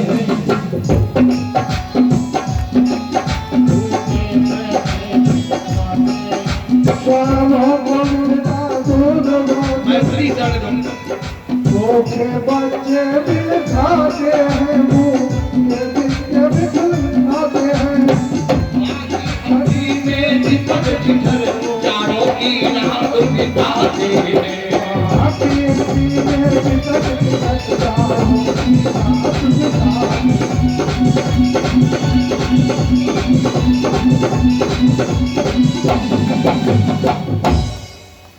कुत्ता को रोटी जरूर दो। जिस घर से कुत्ता की रोटी निकलती है, कौवा के लिए रोटी निकलती है, वो घर कभी वीरान नहीं होता है। ये यमराज के दूत हैं, कौवा भी और कुत्ता, यमराज के दूत हैं। तो देखो ये कौन हो गए, हिरण के बच्चे बह जाए, क्योंकि उसके मन लगा हुआ था उसमें। उसके बाद लेकिन जो अच्छे लोग होते हैं, भजनानंदी होते हैं, वो बिना ही प्रयास भक्त तन त्यागत कैसे शरीर छोड़ देते हैं। तुमने महामृत्युंजय मंत्र कभी सुना पढ़ा है? किसे किसे याद है महामृत्युंजय? याद है? अच्छी तो उसका अर्थ बताया तुम्हें। त्र्यंबकम जजामहे सुगंधिम पुष्टिवर्धनम उर्वारुकमिव बंधनान मृत्योर्मुक्षीयमामृता। खरबूजा देखा है? खरबूजा जब पक जाता है तो अपने आप डंठल से अलग हो जाता है। उर्वारुकमिव, उस खरबूजे के में डंठल के समान हे भगवान शंकर हमारे प्राणों को अलग कर देना, माने हमें कोई परेशानी न होवे। ये है महामृत्युंजय काल। प्राण छोड़ दिए, जाकर के ब्राह्मण के घर में पैदा हुआ। उसके घर में 8 बच्चा पहले थे। पहले जमाने में हम हमारे 2 नहीं थे, पहले 8 बच्चे होते थे, इसलिए हिंदुस्तान बचा है। और अब हिंदुस्तान अगर वो तो बीच में मोदी योगी आ गए इसलिए थोड़ा बच गया, और नहीं तो अब तक गया था गाड़ी पार। उनके होते हैं 40-40, तो करते हो 2-2। क्या होगा? सरकारें उनकी होगी, उनका सब होगा। सिया रामचंद्र की जाए, वो तो अपने आप राजा बन जाएंगे। तो पहले उनके 8 बच्चे थे, 90 ले पैदा भैया उनके घर में। देख लीजिए याद बनी हुई अपने जन्म की, पूर्व जन्म। मैं राजा था, फिर भजन किया, तपस्या करी, फिर हिरण के बच्चे बन गए, फिर ब्राह्मण के घर में आए तो ये बोलना ही बंद कर दिया, बोले नहीं। पिताजी ने इनको गायत्री सिखाई, ये बोले नहीं। पिता ने विचार किया बड़ा मूर्ख लड़का है, तो इनका नाम ही पड़ गया जड़ भरत। जड़ माने मूर्ख। देखो भाई लोग तो अपने भैया को रख सकते हैं, लेकिन ये देश देश के जो भूपति नाना आते हैं भाभियां, उनको नाम ही भाभी है, तो ये ना रह सकते। तो अब 8 भाभी है तीन के। ये श्रीमान जी छोटे थे, तो भाई तो काम करे और ये बड़े बड़े आराम से खा। भाभियों को अच्छा लगा, भाभियों ने कहे उड़ाओ ये भैया छोड़ो और खेत में ले जाओ।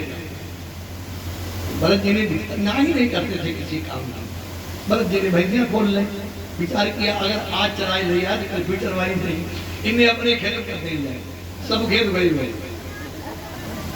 संध्या काले भाई लोगों ने आके डांटा भी पत्नियों को, तुम्हें क्या हो गया, एक रोटी नहीं दे सकती हो, इसलिए सब खेत बर्बाद कर दिया। आज एक खेत गया, चुप हो गए। दूसरे दिन अब इन्हें कैसे कल पड़े कि ये देवर घर में बैठे बैठे पहलवानी कर रहे हैं, तो कहा कि भैया तुम जाओ और चिड़ैया रखाओ जाकर के।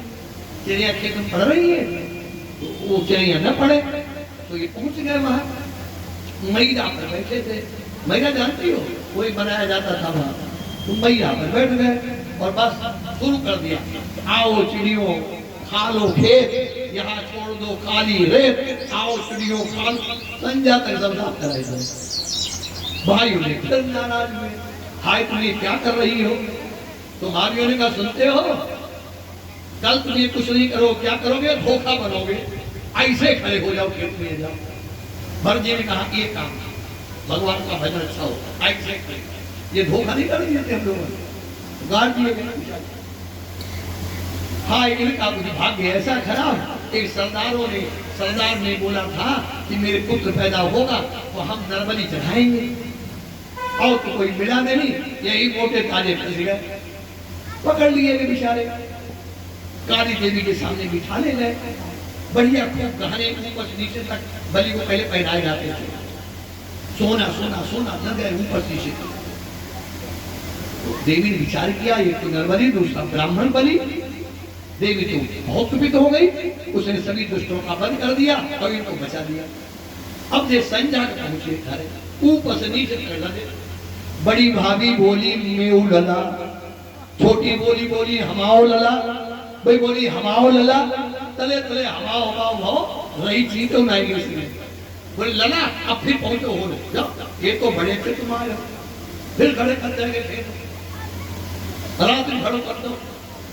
तब तक क्या हुआ कि एक सऊदी देश का राजा रघुगढ़ जा रहा था कपिल जी से शिक्षा लेने, उसके एक पहाड़ के पैर में लग गया था। अब रात में कहां धरो, तो नौकर सिपाही भेजे गए, ये श्रीमान जी कहते वहां इन्हें पकड़ लो, मोटे थोड़े तो नहीं कहते बचाए दे गए। अब ब्राह्मण और कहां का चलना पालिका पिनिशमेंट तुझे कूद गए। अब राजा के वो सर में लगे पीनस, राजा ने कहा है दुष्ट मैं राजा हूं, तुम्हें दंड दूंगा, कैसे तुम मरे हुए लगते हो हमें। तब इन्होंने विचार किया अगर आज मैंने बोला तो साधुता नष्ट हो जाएगी। बोले राजन तुम ही राजा नहीं हो, मैं भी राजा हूं, पर हम ही मरे नहीं है, ये पूरा संसार मरा हुआ। राजा को खून पड़ा, ये किसकी हिम्मत, देखा जने उतरा हुआ था, ब्राह्मण को देखा तो चरणों पर गिर पड़ा, महाराज हमारे अपराध को क्षमा करना। लेकिन आप क्यों बोले कि मैं भी राजा हूं। बोले हाँ यहाँ के राजा तुम हो, लेकिन आवा है सो जाएगा, क्या राजा रंग फकीर, कोई सिंहासन चढ़ी चले, कोई बंधे जात जंजीर। अगर मैंने अच्छे काम किए हैं तो मैं सिंहासन करके जाऊंगा, तुम बन के जाओगे, राजा तो वहां के लिए हो। आपने कहा कि दुनिया बनी हुई है, बोले बिल्कुल, जब तक परमात्मा शरीर के अंदर है तब तक बोल रहा है, चल रहा है, फिर रहा, बात कर रहा है, और जब परमात्मा छोड़ देगा तो दुनिया मरी हुई। आप भी मरे हुए हो जब परमात्मा को छोड़ देगा। तो राजा ने यहाँ पर एक बहुत अच्छी बात पूछी है कि महाराज एक बात बताओ, ये शरीर जब मर जाता है इसमें रहने वाली जो आत्मा है वो तो नहीं मरती है। गीता कहता है नैनम सिंदन शस्त्राणी नैनम धारी पावका न चेदम क्लेयन्त्यापो न सुसते मारता। क्यों? देखिए कितनी बढ़िया बात समझाई कि भैया एक बात बताओ, तुम एक कटोरी में दूध उबालो, कटोरी में दूध उबालो और जब उबलने लगे तो उसमें डाल दो चावल। तो चावल पकेंगे नहीं पकेंगे? पकेंगे। उसी के साथ में एक कंकड़ डाल दो उसमें। क्या डाल दो? कंकड़। पकेगा? नहीं पकेगा। ऐसे ही आत्मा है, ये अजर अमर है, ये मरती नहीं है, ये केवल बदलती है। वासांसि जीर्णानि यथा विहाय नवानि गहनाति नरोपराणि तथा शरीराणि विहाय जीर्ण नन्यानि संघाति नवानि देहि। जैसे कपड़ा फटे पुरानी हो जाती बदल लेते हैं, ऐसे ये देह जब फटी पुरानी हो जाती है तो नई देह को बदल लेते हैं। यही पर भरत जी ने 28 नरकों का वर्णन किया। नरक कितने हैं? 28। और है कहाँ ये? हम जहाँ बैठे, हम लोग बैठे हैं, यहाँ से 99,000 योजन दूरी दक्षिण में ये पृथ्वी और ये नरक है 28 नरक। बहुत कष्टकार है, बहुत कष्टकार। जब जीव यहाँ से जाता है तो सबसे पहले सूर्य लोक मिलता है। अब बताओ, जब यहाँ इतनी तकनी है तो वहां कितनी होती हुई? तो जीव कहता है कि महाराज हमारे ऊपर कृपा करो, हमें थोड़ी छाया कर दो। तो यमुक के दूत कहते हैं बताओ तुमने कोई पेड़ लगाया है कभी? कोई नहीं लगाया सर। तो मरो। तुमने कभी कोई छाता दान किया है? बोले नहीं किया। कोई धर्मशाला मंदिर बन रहा है उसमें तुमने कुछ दिया है? बोले नहीं दिया। फिर वो चंद्रलोक में पहुंचता जहां पाले पाला महाराज बचाओ। वो कहता तुमने कभी 5 कंडा धूनी में डाले हैं? ये नागा लोग नंगे रहते हैं, उनको हम लोग 5 कंडा लकड़ी देते हैं, धूनी खाते हैं ना। वो दिया है न? कभी कंबल कोई दान किया है न? भूख लगती है, कभी अन्न का दान किया है? बोले नहीं। दुनिया में सबसे बड़ा दान क्या है? अन्न दान। अन्न के दान के समान दूसरा कोई। अब कमला कहती होगी इसमें हम तो खूब खिला रही है। अजय बनता है ये कमला एहसान कर रही है कि हम लोग एहसान कर रहे हैं इनके ऊपर? देखा जाए तो हम लोग एहसान कर रहे हैं। क्यों भाई? 53 वर्ष हमें मैनपुरी में हो गए। कितने? 53 वर्ष। कभी कमला ने पूछा कि पंडित जी आ जाओ खाई जाओ हमारे यहाँ? अब तो पूछ रही है। बोले दाने दाने पे लिखा है खाने वाले का नाम। जिस घड़ी जितने दाने हमारे हैं तुम्हारे घर में, उतने दाने हम खाने के लिए हमारे। अगर ये भावना बन जाए तो खिलाने में आनंद आता है। तो नहीं खींचता है। अरे बड़ी बड़ी भावनी है ये। पंडिताई में सब जगह अन्न नहीं है। 3 दिन हमको भूखा रहना पड़ा। यजमान ने रोटी नहीं दी। हाँ 3 दिन पंडिताई में कोई समझ नहीं है। अब दूसरी बात है, पहले जमाना बड़ा गड़बड़ था। तो देखो अन्न का दान और पानी का दान।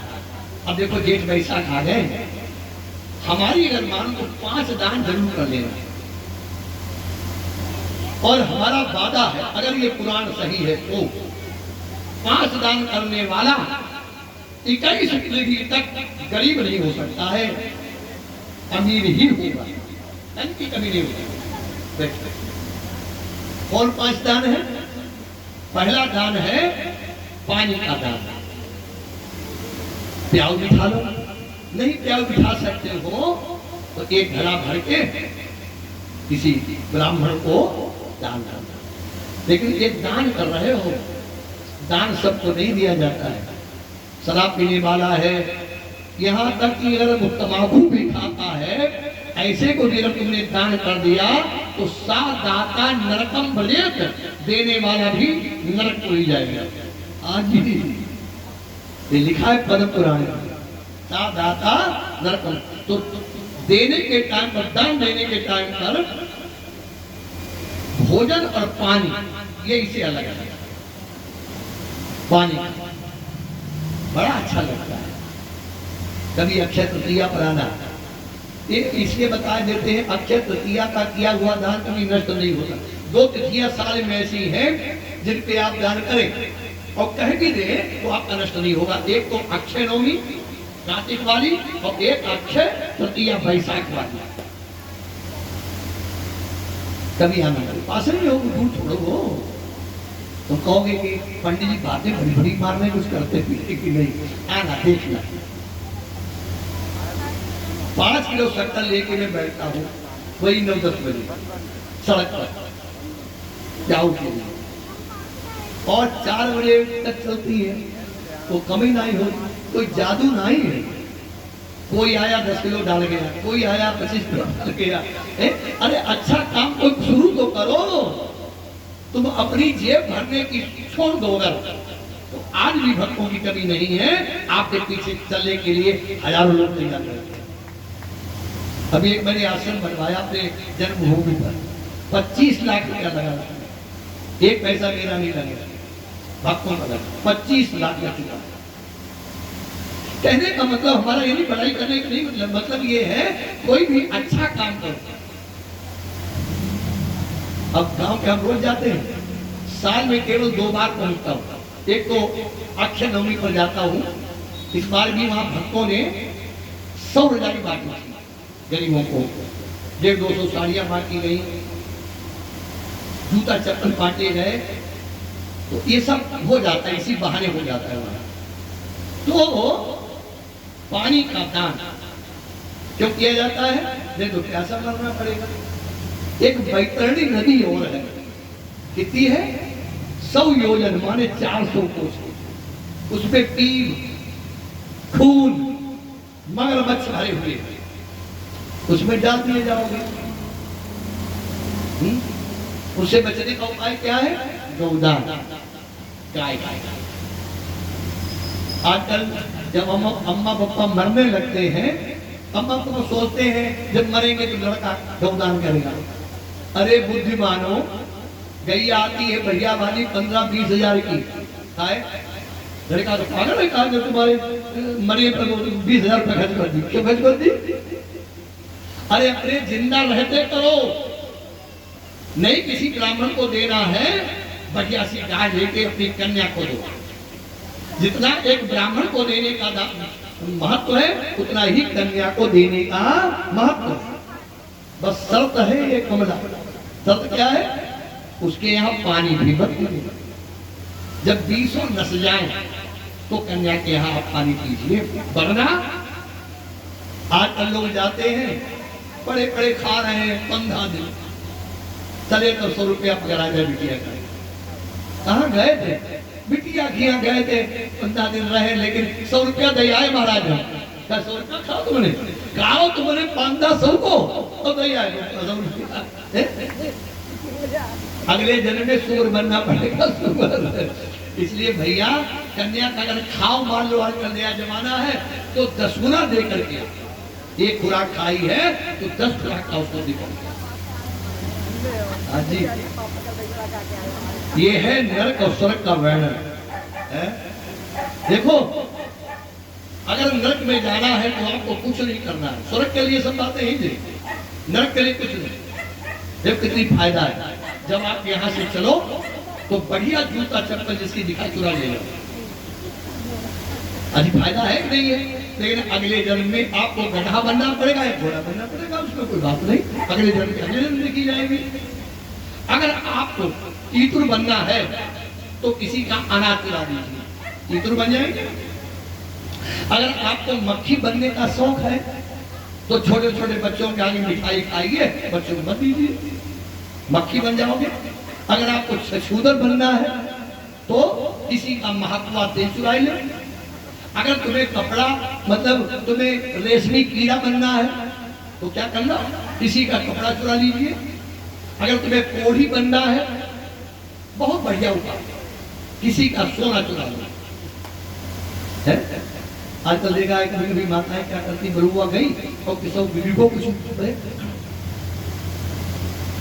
अरे भैया कोढ़ी बनना पड़ेगा, कोढ़ी। इसलिए लोग कहते हैं सोने का होना और सोने का पाना ये दोनों बराबर होते हैं।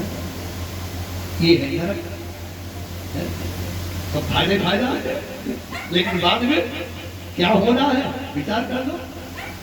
ये कथा जब सुनी तो राजा परीक्षित ने कहा महाराज ये तो बड़ी कथा विचित्र है, सब नरके को जाते होंगे। बोले नहीं, मरने के टाइम पर भगवान का नाम निकल जाए तो वो व्यक्ति स्वर्ग को जाता है। भारत को ऐसा हुआ, बोले कान कुब्जे दुजा कच्चे दासी पत्र मिला। इसी कन्नौज का रहने वाला ब्राह्मण था, उसका नाम क्या था? अजामिल। अजामिल नहीं था मंजूर, अजमिल था। अज माने ब्रह्म से मिलना, ये जीव क्या है? अजमिल है। और हो गया अजा, अजा माने माया, माया से मिल गए, भगवान को भूल गए। माया महा ठगिनी हम जाने, माया महा ठगिनी हम जाने। तो एक बार कुछ महात्मा इसके घर पर आ गए, भोजन कर लिया इसके घर पे। अजामिल से कहा कि हमारे कहने से अपने छोटे बेटे का नाम नारायण रख ले। तो इसके जब बच्चा पैदा हुआ, बेटा पैदा हुआ, तो इसने नाम रखा नारायण। और दो बच्चों पर माता पिता का ज्यादा प्यार होता है, ये तो बड़े पर होता है या छोटे पर होता है, बीच वाले सब लघुआ लिखुआ। ऐसा होता है क्या? ऐसा नहीं होता। ये तो कहावत है केवल, माता पिता का प्रेम तो बराबर होता है। तो देखिए जरा क्या लिखा है कि नारायण से बहुत प्यार करता था ये, चलते फिरते खाते पीते उठते बैठते नारायण नारायण करता रहता था। अब यमराज के दूत आए, मरने के टाइम पर दो यमराज के दूत आते लेने के लिए, बहुत भयानक होते। अभी हमने पढ़ा है, देखिए नहीं, और भगवान से प्रार्थना करते प्रभु, हम रोज जब भगवान से प्रार्थना करते तो यही मांगते प्रभु कृपा, हमने सूर्य मंदिर यहाँ ये बनवाया है, तो हम सूर्य भगवान से कहते तुम्हारे बेटा है यमराज जी, तो अपने बेटा हमें बचा। तो दो यमराज के दूत आते हैं। तो अब ये तो बेचारा डर गया और चिल्लाया कि ओ नारायण इस दीन पाप की खबर करो।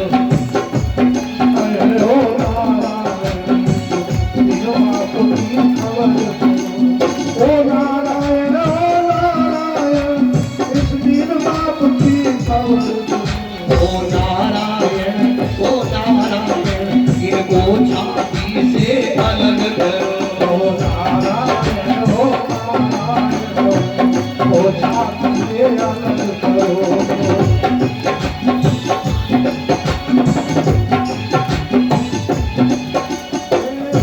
लेकिन बच्चे ने नहीं सुना, फिर चिल्लाया कि ओ नारायण ये काले काले काल दूत मुझको डर पाते, मुझको डर पाते।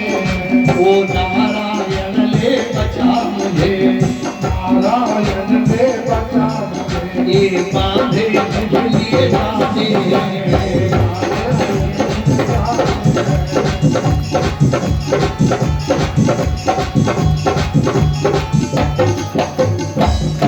धरती वाले नारायण ने नहीं सुना, लेकिन ऊपर वाले नारायण ने सुन लिया। जय विजय नंद सुनंद चार का सब सामने आ गया। यमराज के दूतों को मार मार के भगा दिया और अजामिल को छुड़ा दिया।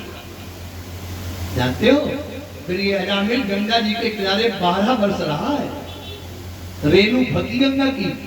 तो एक ही मंत्र इसका था केवल, ओम नमो नारायणाय, ओम नमो नारायणाय। किसी मंत्र का जप करो तो बड़े प्रेम से करो। कुछ लोग तो ऐसे जप करते जैसे लाठी लेके भूत पीछे करी हो। अरे काहे को जप रहा है, समय बर्बाद कर रहे हो। ओम नमो नारायणाय, ओम नमो नारायणाय। यमराज के दूत ने जाके अपने मालिक से कहा, तो यमराज ने वहां पर कहा है इतनी जगह भूल के मत जाना। जो भगवान के नाम का जाप करते हो, जिनके घर में तुलसी हो, जिनके घर में पंच पात्र होवे, जिनके घर में भगवान के ठाकुर जी की मूर्ति होवे, जिनके घर में भगवान का चरणामृत रोज लिया जाता हो, ऐसे घर में कभी भूल के मत जाना। अब लगा लो अंदाज, तुम्हारे घर में यमराज आएंगे कि भगवान आएंगे? कौन आएंगे, यमराज की भगवान? अगर तुम्हारे घर में तुलसी है तो भगवान आएंगे, पंचपात्र है तो भगवान आएंगे, भगवान का नाम का जप है तो भगवान आएंगे। भगवान को अगर भोग लगता है रोज, तो भोग ऐसे तो लगेगा नहीं। जूता चप्पल पहन के तुम लोग रसोई में घुसने लगी हो, हाय क्या हो गया है? ये रसोई नहीं है। अन्नपूर्णे सदा पूर्णे शंकर प्राण वल्लभे ज्ञान वैराग्य सिद्धर्थम भिक्षाम देहि च पार्वती। ये पार्वती का मंदिर है, अन्नपूर्णा का मंदिर है। अन्नपूर्णा, इसकी रोज आरती करो। ये तुम्हारे आदमियों की बुद्धि क्यों खराब हो जाती है? जैसा खाओ अन्न वैसा बने मन, और जैसो पियो पानी तैसी बने वाणी। तुम जूता चप्पल पहन के रोटी बनाओगी, इनकी बुद्धि का देवता भी नहीं, राक्षस नहीं हो जाएगी भैया, राक्षस हो जाएंगे। अरे वाह, बोलिए गोविंद भगवान की। हमारे भगत जी जहाँ पहुंच जाते हैं वहां आनंद ही आनंद हो जाता है। बड़ी कथाएं इन्होंने हमारी सुनी। सन 72 से शुरू हुई थी भीमसेन मंदिर में कथा। 31 कथा मैंने उसमें कही। तुम्हारे मैनपुरी में हमारी कथा हो चुकी है 286।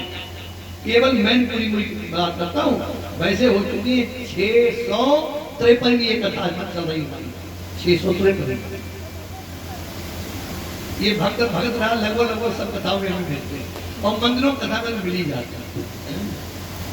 तो देखो, हो सके हाँ, अरे वो पांच बातें भूल गया मैं। हाँ भूल गया मैं, क्या कह रहा था? असल बात यही तो है, 70 साल के ऊपर जब उम्र हो जाती है तो भूलने लग जाता है। देखो वो 5 बातें कौन है वो भी आपको बता दूं। कौन कौन? पहले क्या है बताइए थी? पहला है पानी, और दूसरा है सतुआ। क्या है? सत्तू। खाती हो? जेठ वैशाख में सत्तू खिलाना और सत्तू खाना। 21 पीढ़ी तक तुम्हारे घर में कोई दरिद्रता नहीं आएगी। नंबर 3, पंखे का दान। पहले पानी का दान, दूसरा सत्तू का दान, और तीसरा पंखे का दान। कौन सा? ये बिजली वाला नहीं, 1200 वाला नहीं, ये 5 रुपया वाला 10 रुपये में आता होगा, खजुरिया वाला। जानते क्या लिखा है? ब्रह्म वैभव पुराण देखिए, अगर दान नहीं किया है किसी ने पंखे का, केवल ब्राह्मण महात्मा के ऊपर गले में झुला दिया है, केवल झुला दिया माने हवा कर दी, उसको भी 7 जन्मावधि 7 जन्मों तक उसके घर में कोई दरिद्र नहीं हो सकता। ये है 3 दान। चौथा दान कौन सा? छाता का दान। छाता 100 रुपया का आता होगा, हमें लेने नहीं पड़ता कभी, इसी में से दान करते, जो मिलता है ना उसी से। और लोग कहते हैं कि दान में से दान करो, आगे कहा है 3 लोग जीत ले, हम भी कर देते उसी का। हमारे घर में 2 छाता के अलावा तीसरा छाता आपको नहीं मिला, और हमारी समझ में साल में कम से कम 10-20-50 छाता तो आते होंगे। ये है चौथा दान, छाती। अगर आपके घर में नया छाता नहीं दे सकते हो आप, तो कोई पुराना छाता पड़ा है उसे ठीक कराइए और किसी गरीब को दे दीजिए, लेकिन वो ब्राह्मण को मत देना, गरीब को दे। और 5वां दान है जूता चप्पल का दान। जूता चप्पल 50 रुपया दिया जाते हैं, हम जो यहाँ से ले जाते हैं 150-200 पीस, वो सब 50 रुपया भरे होते हैं, बड़े मजबूत निकलते हैं। तो कहने का मतलब छाते तौर जूता चप्पल का दान, ये 5 दान है, इनको करके आप देखिए।